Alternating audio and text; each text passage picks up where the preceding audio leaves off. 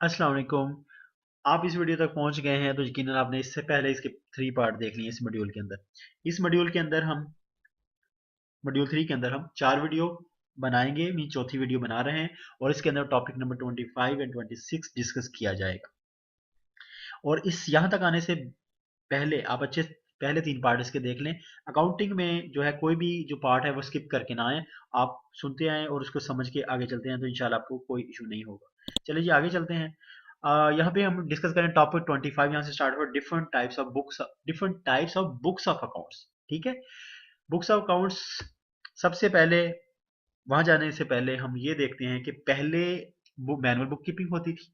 अभी भी government organisation में कुछ में मैनुअल बुक कीपिंग ही चल रही है, लेकिन आजकल हमने देखा होगा कंप्यूटराइज बुक कीपिंग चल रही है। जैसे बैंक्स हैं, पुलिस होली कंप्यूटराइज हो चुके हैं, प्राइवेट ऑर्गेनाइजेशन सारी कंप्यूटराइज बुक कीपिंग करें उनकी अकाउंट सेक्शन में, फाइनेंस सेक्शन में कंप्यूटराइज है सारा कुछ। इवन एचआर भी उनका कंप्यूटराइज है, तो कंप्यूटराइज होती है। अच्छा, अगर किसी के जहन में ये क्वेश्चन आ रहा है कि अगर कंप्यूटराइज ही करनी है तो हमें अकाउंटिंग पढ़ने की क्या जरूरत है, तो याद रखें कि जाहिर है कंप्यूटर को भी आपने बताना है कि कहाँ एंट्री सही एंट्री करनी है। या सॉफ्टवेयर डिजाइन करने वाले को नहीं पता होता है कि अकाउंटिंग का सॉफ्टवेयर कैसे डिजाइन करें, तो उसको भी अकाउंटेंट ही बताएगा कि ये एंट्री ऐसे ऐसे करवाएं इसके अंदर, कंप्यूटर के अंदर। तो there are two books of account, दो बुक्स ऑफ अकाउंट्स हैं, याद रखें ऑब्जेक्टिव पॉइंट ऑफ व्यू से। एक ओरिजिनल एंट्रीज और दूसरी सेकेंडरी एंट्रीज। अच्छा, अभी तक हमने जो लास्ट वीडियो थी उसके अंदर हमने एक वाउचर बनाया था और हमने कहा था ये वाउचर की बेस पे एंट्रीज कहाँ होंगी, जनरल जर्नल के अंदर। ये जनरल जर्नल है, ये हमारा original book of original entries जिसे कहते हैं। इसके अंदर बहुत सारे जर्नल होते हैं, आगे हम देखते हैं। ले जी, बहुत सारी बुक्स ऑफ अकाउंट्स आपके सामने आ गई हैं। हम स्टार्ट करते हैं यहाँ से, books of primary original entries को प्राइमरी एंट्रीज भी कहते हैं, और ये जर्नल हैं सारे जर्नल। इसके अंदर अब देखें क्या क्या था। अच्छा, इस तरफ ये जो है ये वाला पोर्शन आपको जो नजर आ रहा है, जब मैं माउस घुमा रहा हूँ, इसके लिए कैश ट्रांजैक्शन के तौर जब करनी होती है उसको यूज करते हैं, और इधर से ये खींचा इसने और यहाँ पे आके ये जो सारा जो पोर्शन है और ये वाला जो ग्रे वाला पोर्शन है, ये क्रेडिट ट्रांजेक्शन के तौर पर यूज किया जाता है। अच्छा, अभी वन बाय वन डिस्कस कर लेते हैं। अच्छा, कैश ट्रांजैक्शन में देखा था पैटी कैश में देखा था, बताया था आपको क्या क्या था। मेन कैश बुक, जब कैश में कोई बड़ी ट्रांजैक्शन हो रही है तो मेन कैश बुक जनरेट करते हैं, अदरवाइज पैटी कैश रजिस्टर के में ही करते रहते हैं। उसके ऊपर वाउचर भी वैसे ही बनते हैं, पैटी कैश वाउचर देखा था हमने और कैश वाउचर हमने देखे थे। फॉर कैश और रिसीट्स पेमेंट्स के लिए भी हमने कैश ट्रांजैक्शन में ही ये वाला मामला कर रहे होते हैं, और इसके अगेंस्ट क्या बनी होती है, कैश रिसीट कैश मेमोज बन रहे होते थे। ठीक है, तो इसका जो सोर्स डॉक्यूमेंट कैश मेमोज है और ये वाला पोर्शन कैश ट्रांजैक्शन के तौर पे हम यूज करेंगे। दूसरा रिकॉर्ड क्रेडिट ट्रांजैक्शन के लिए। अच्छा, क्रेडिट ट्रांजैक्शन कब कब हो सकती है, देखें जी। परचेज जर्नल, परचेज जर्नल में जब आपने चीजें खरीदी हैं और आपने उधार पे खरीद ली हैं तो क्रेडिट ट्रांजैक्शन हुई, तो उसको परचेज जर्नल, जर्नल से समझे कि एक रजिस्टर का नाम है। कोई ये आपने कोई जर्नल, वो आर्मी वाला जर्नल ना समझ लीजिएगा, ये जर्नल ना एक रजिस्टर का नाम है। अकाउंट के एक अंदर रजिस्टर पड़ा होता है, उसका नाम जर्नल रखा हुआ है। और परचेज जर्नल जी, परचेज जर्नल के अंदर सारी परचेज जो उधार वाली सारी परचेज इसके अंदर डालनी। ठीक है, नीचे लिखा हुआ क्रेडिट परचेज, आसान लफ्ज़ में इसका नाम फॉर क्रेडिट परचेजेस है। ठीक है, अच्छा जी। मतलब उधार के लिए आपने देखा होगा कि जो आप अगर गली की नुक्कड़ पे कोई किराने की दुकान हो तो आप जाते हैं, जब उधार पे लेते हैं कोई चीज, तो एक रजिस्टर खोलता है और आपका नाम उसके अंदर एंटर करके आगे अमाउंट लिख देता है। वो समझिए ये इनका ये परचेज जर्नल है। ठीक हो गया। अच्छा, इसको इनवाइस रिसीव्ड, ठीक है, जो इनवाइस आपको मिली है, ठीक है, आपने उधार पे ली तो इनवाइस भी एक आई होगी ना, तो उसकी बेस पे आपने इसके ऊपर वो उसके वाउचर बना के परचेज जर्नल के अंदर एंटर करते रहना है। सेल जर्नल, अब जब सेल उधार पे कर दी है, ठीक है, तो उसका भी एक जाहिर है वो क्रेडिट सेल के लिए इसके अंदर सेल जर्नल के उसका क्या बनेगा, इनवाइस इशूड। जब आप सेल उधार पे दे रहे हैं तो आप एक इनवाइस इशू कर रहे हैं ना। जैसे मैंने कहा ब्रांड की शॉप पे जाते हैं तो आप कोई देते तो वो दो इनवाइस बनाता है, खुद रखता है खुद देता है, तो उस वो इनवाइस इशू कर देते हैं आप कस्टमर को, उसकी एंट्रीज इधर आ जाती है। रिटर्न इनवर्ट जर्नल, वो जो हमने अभी देखा था कि डेबिट नोट क्रेडिट नोट, ठीक है। रिटर्न इनवर्ट, अगर आपको जो आपने परचेज सेल जो थी वो रिटर्न हो जाती है तो उसका आप ये इसकी इसकी एंट्रीज इधर करनी है फॉर सेल्स रिटर्न। और क्रेडिट नोट इशूड, याद है ना कि जब एंट्रीज आई थी और आपने एक्सेप्ट कर लिया था जो मटेरियल, तो क्या था, क्रेडिट नोट इशू कर दिया था ना कस्टमर को, तो क्रेडिट नोट की बेस पे इसके अंदर एंट्रीज कर देंगे। रिटर्न आउटवर्ड जर्नल, ठीक है। रिटर्न जब आपने चीजें जो है किसी को आपने वापस करनी है तो आपको जो है क्रेडिट नोट आपको भी तो वही एक्सेप्ट होगा ना, ठीक है। तो आपने अगर इशू करते हैं तो आपको वही परचेज रिटर्न के ऊपर भी आपको वही मिलेगा, क्योंकि आपको तो आपने फर्ज करें आपने परचेज वापस की है, तो आपने अपनी बुक्स ऑफ अकाउंट में कैसे एंट्री करनी है? डेबिट नोट पे तो नहीं कर सकते। डेबिट नोट तो आपने कस्टमर उसको भेजा है जिसको चीजें वापस की है, उसने आपको क्रेडिट नोट भेजा है, उसकी बेस पे करना है। तो मीन्स याद रखिए कि रिटर्न इनवर्ड हो या आउटवर्ड हो, दोनों क्रेडिट नोट के ऊपर होगी एंट्री, ठीक है। अच्छा, जर्नल जर्नल वो जो हमने देखा था कि जो जर्नल वाउचर में कहा था क्रेडिट ट्रांजैक्शन के तौर पे यूज होता है, तो उसकी एंट्रीज इसके अंदर होती हैं। अदर ट्रांजैक्शन में इनके अलावा purchase, sale, return, outward return, inward का में जो भी है वो सारी ट्रांजैक्शन इसके अंदर आ जाती हैं, डिपेंडिंग अपॉन दी नेचर, फिर वाउचर बन जाता है। अच्छा, एक चीज शायद आपको कंफ्यूज कर, रिटर्न इनवर्ड का क्या मतलब है कि रिटर्न इनवर्ड मतलब किसी ने आपको परचेज, आपने सेल किया था, आपको किसी ने कस्टमर ने वापस कर दी चीजें, रिटर्न इनवर्ड, ठीक है। एंटिटी के अंदर आना। रिटर्न आउटवर्ड, आपने जो है आपके भी सप्लायर होते हैं ना, तो आपने जो जो अपनी परचेजेस आपने किसी को वापस की, तो रिटर्न आउटवर्ड, एंटिटी से बाहर जाना। ये नीचे सपोर्ट डॉक्यूमेंट्स हैं। अभी आते हैं जी books of secondary entries, ledger, ठीक है। यहां से एरो ये आ रहा है, एरो इस लाइन को पकड़े और इधर आ जाए, ठीक हो गया। एक इसमें दो चीजें हैं, इसमें मेन लेजर होते हैं, मेन लेजर को नॉमिनल लेजर भी कहते हैं और जनरल लेजर भी कहते हैं। Normally general ledger word use होता है ये, ठीक है, जनरल लेजर, ठीक है। अच्छा, ये मेन लेजर और नॉमिनल ये आप इसको याद रख लें, वैसे क्या नाम है, ऑब्जेक्टिव पॉइंट ऑफ व्यू से। दूसरा सब्सिडरी लेजर। अच्छा, जो हमने जो वीडियो 2 थी ना हमारी, इसी मॉड्यूल 3 की वीडियो, उसे हमने बहुत सारी वो की थी ट्रांजेक्शन, ठीक है। हमने टेबल से बना के ट्रांजेक्शन की थी, वीडियो 2 याद होगा। उसके बाद जो अगला प्रोसेस है ना, वो एंट्रीज कहाँ हमने इंटर करनी होती है, वो लेजर के अंदर, वो एंट्रीज कहाँ लेजर के अंदर इंटर हो रही होती, याद रखें, ठीक है। अच्छा, अभी उसमें देखा था हमने कोई क्रेडिट था, कोई डेटर था, कोई जॉन स्मिथ था, कोई डोनल्ड था, मतलब बहुत सारे डेटर थे, लेकिन हमने इसी एंट्रीज लेजर के अंदर ही करते रहना है। अच्छा, ये सब्सिडरी लेजर है, इसके अंदर क्या होता है कि इसमें ना, अच्छा ये लेजर भी याद रखें एक रजिस्टर ही है, ठीक है। ये नाम रखे हुए जर्नल भी एक रजिस्टर ही है और लेजर भी एक रजिस्टर है, तो इसको ये परेशान ना होइएगा। अच्छा, सब्सिडरी लेजर, अब ये समझिए कि 4 रजिस्टर पड़े हैं आपके पास, ठीक है। अच्छा, अब सेल्स लेजर फॉर डेटर्स, आपने ना इसके अंदर वो उन लोगों उन तमाम लोगों का रखना है नाम, जिन्होंने जिनसे जिनको आपने उधार पे चीजें दी हुई हैं, ठीक है। इसके अंदर इंडिविजुअल उनका रिकॉर्ड है, ठीक है, इसके ऊपर बाय नेम, जैसे जी कोई इमरान है, कोई तो कोई काशिफ है, कोई तो कोई अली है, वो सब जो डेटर है आपके इसके अंदर आपने डाल देनी। इसी तरह क्रेडिटर, जिनसे जो वो सप्लायर जो आपको उधार पे चीजें देते हैं, ठीक है। जैसे मारियन कंपनी हमने पीछे देखा, क्रेडिट पे हमने मशीनरी दी थी, उसकी एंट्री इधर कर देंगे। इसमें बहुत सारे होंगे ना, बहुत सारे। अच्छा, ये वाले जो होंगे ना, इसमें एक ना लमसम अमाउंट डालेंगे, डेटर के अगेंस्ट सारे डेटर की अमाउंट इसमें डाल देंगे, सारे क्रेडिट की अमाउंट इसमें डाल देंगे। अच्छा, मटेरियल लेजर, मटेरियल आप जब मटेरियल परचेज कर रहे होते हैं ना, अच्छा ये फिनिश गुड है, मटेरियल में दूसरे मटेरियल भी आ जाते हैं जो ऑर्गेनाइज में चाहिए, मटेरियल लेजर में उसकी एंट्री कर देते हैं। फिर अदर लेजर मींस कि वो डिपेंडिंग अपॉन कोई भी आप बनाते जाओ फिर, ठीक है, डिपेंडिंग अपॉन सिचुएशन। अच्छा जी, बुक्स ऑफ अकाउंट की समझ लगी, इंपॉर्टेंट टिप्स टू रिमेंबर, ठीक है। Separate separate journals are maintain for cash and non cash transaction, ठीक है, याद रखें, कैश और नॉन कैश ट्रांजैक्शन सेपरेट होगा। अच्छा जी, उसके बाद balances of subsidiary ledgers are not shown in financial statement, these are kept as memorandum। Memorandum इस तरह कि क्योंकि इसकी एंट्री जो सब्सिडी लेजर की ना, ये डिटेल्ड होता है, इसकी जो एंट्रीज है ना वैसे लेजर जनरल लेजर के अंदर पड़ी होती है, डिटेल जैसे मैंने कहा इंडिविजुअल वाइज रखा होता है, तो इसको फाइनेंशियल स्टेटमेंट में इंपोर्ट नहीं करना। फाइनेंशियल स्टेटमेंट आप शायद कंफ्यूज हो रहे हो क्योंकि अभी हमने पढ़ी नहीं है फाइनेंशियल स्टेटमेंट। आप ये समझे जैसे इनकम स्टेटमेंट आपने सुना होगा नाम, बैलेंस शीट आपने नाम सुना होगा, इस तरह ही आगे आएगी स्टेटमेंट, तो वो उसका रेफरेंस दे रहा। अभी आप जस्ट फाइनेंशियल स्टेटमेंट ही याद रख लो। अच्छा, आगे जी accounting system cash versus accrual, topic 26। अच्छा, कैश और अक्रूवल, अच्छा इसकी डेफिनेशन देखें पहले। Transaction are recorded only when cash is received और पेड, ठीक है।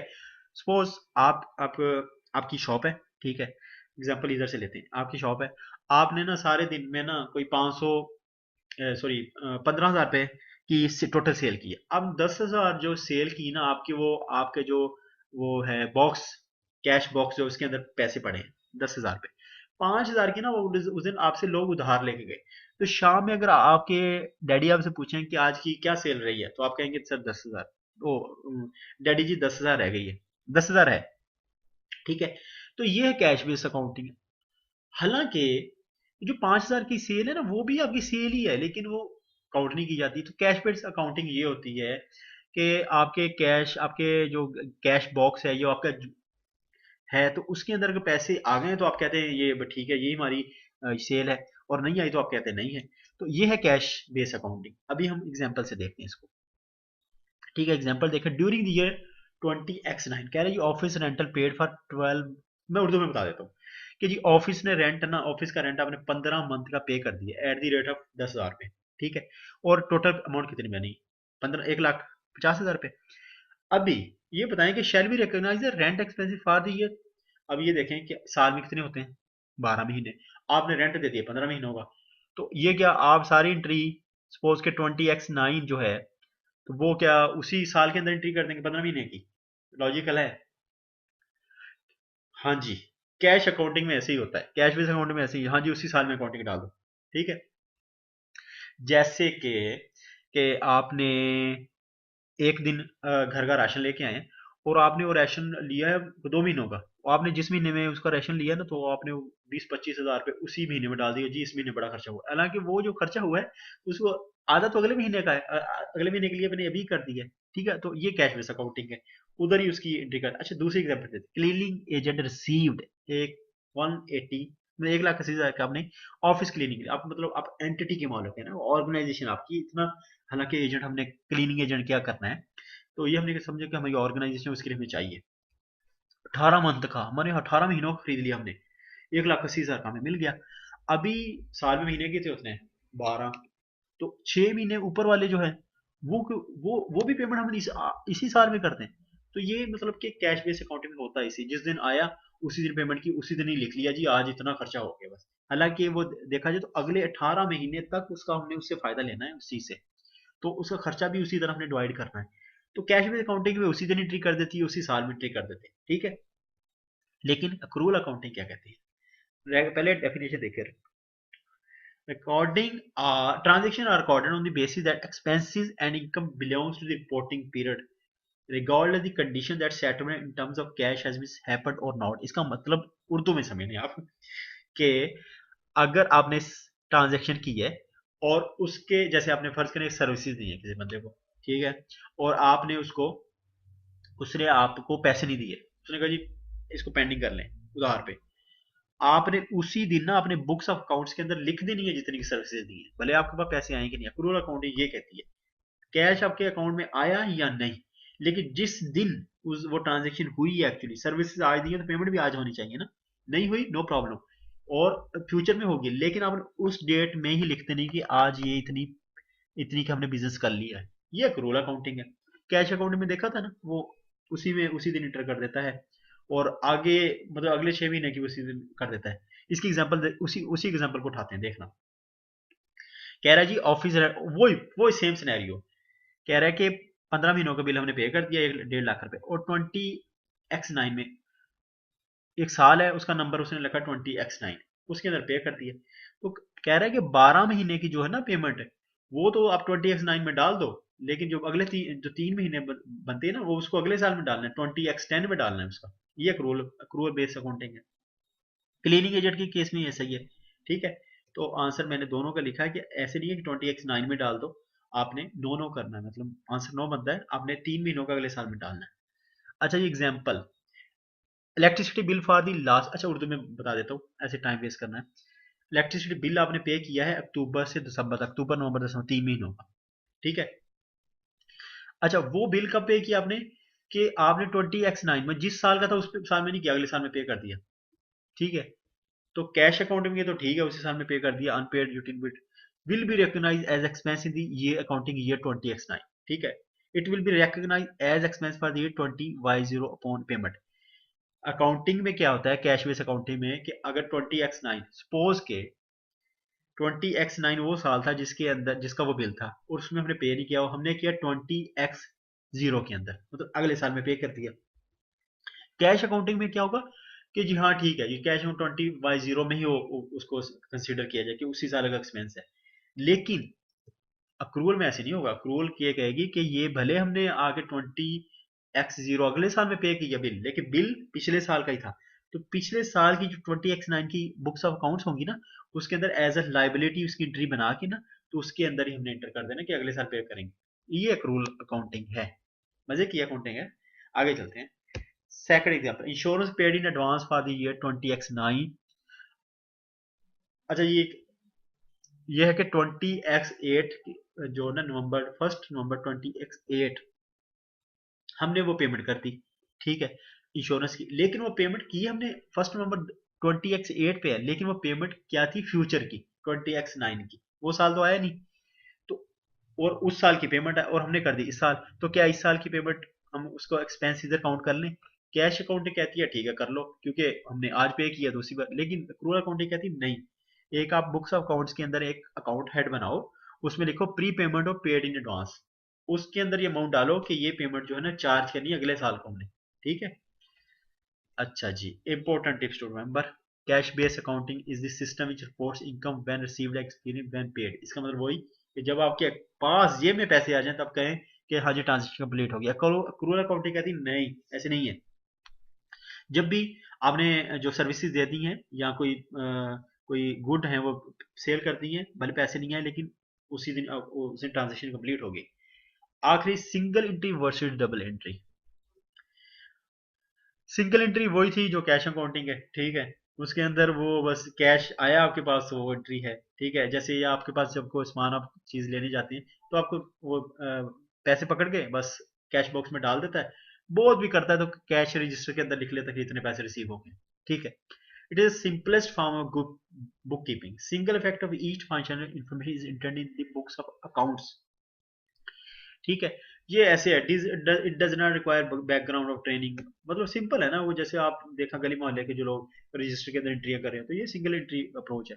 उसके ना दो हेड का नहीं पता होता। मतलब आपने जो चीज खरीदी है, वो आपने कभी देखा कि वो अकाउंट वो शॉपकीपर जो उस चीज का नाम भी लिख रहा हो कि ये चीज बेची और इससे मेरे इतने पैसे आए और इतना मुझे प्रॉफिट हुआ, मतलब वो जस्ट पैसे लेकर रख रहा होता है। तो सिंगल एंट्री अप्रोच ये है, गली मोहल्लों में जो नजर आती है। फिर स्मॉल एंटिटीज जो इसको यूज करती हैं क्योंकि सिंपल है। और entity use cash based accounting not accrual accounting. याद रखिए कैश बेस्ड अकाउंटिंग जो है ना वो सिंगल एंट्री सिस्टम है, और एक्रूल जो अकाउंटिंग सिस्टम है वो डबल एंट्री सिस्टम है। There are few financial transaction day. ये वो एंटिटी यूज करती है जिनकी ट्रांजैक्शन दिन में बहुत कम होती है। Entity does not sell on its own credit. या वो जो कि वो क्रेडिट पे बहुत कम बेच रही होती, बेचती नहीं है, फिर भी अगर छोटा बिजनेस है तो सिंगल एंट्री बेचा रहा होता है। Customer must pay at the time of sale, ठीक है। मतलब जो नकद के ऊपर बिजनेस कर रहे हो तो सिंगल एंट्री पे चल रहे होते हैं। देयर आर फ्यू एम्प्लॉइज, या आपकी एम्प्लॉइज बहुत कम है, ठीक है। एंटिटीज प्राइवेटली हेल्ड और operates as a whole proprietorship और पार्टनरशिप, ठीक है। बस सिंगल, ये समझे कि सिंगल एंट्री सिस्टम जो है गली मोहल्लों में दुकानों पे जो आपकी एंट्रियां वो देख रहे होते हैं उनके रजिस्टर के ऊपर, आप उधार लिया तो एक रजिस्टर खोला, लिख दिया क्या चीज इसको दी है कोई पता नहीं है, जस्ट लिख दिया कि इसने इतने मुझे पैसे देने हैं। छोटे भी सब्जी वाले, ये जो छोटे मोटे बिजनेस है सारे जो सिंगल एंट्री सिस्टम है, ठीक है। डबल एंट्री हम अच्छे से पढ़ चुके हैं। Important tips to remember are any system that falls short of complete double entry approach is single entry system. बस सिंपल कहने का मतलब है कि जहां डबल एंट्री नहीं हो रहा तो सिंगल एंट्री कर रहा होगा। अच्छा जी, it is a defective double entry system. मतलब सिंगल एंट्री की तारीफ में कह रहा है कि डबल एंट्री सिस्टम की डिफेक्टिव या बिगड़ी हुई एक शक्ल है, ठीक है, ऐसे करके। चले जी, thank you again for your attention. और अपने फीडबैक के लिए कमेंट सेक्शन यूज कर रहे हैं, उसके अंदर लिखते रहें ताकि मेरे पास फीडबैक पहुंचता रहे और मुझे पता चले कहाँ पे कोई कमी रहेगी। चले जी, ओके जी, अल्लाह हाफिज।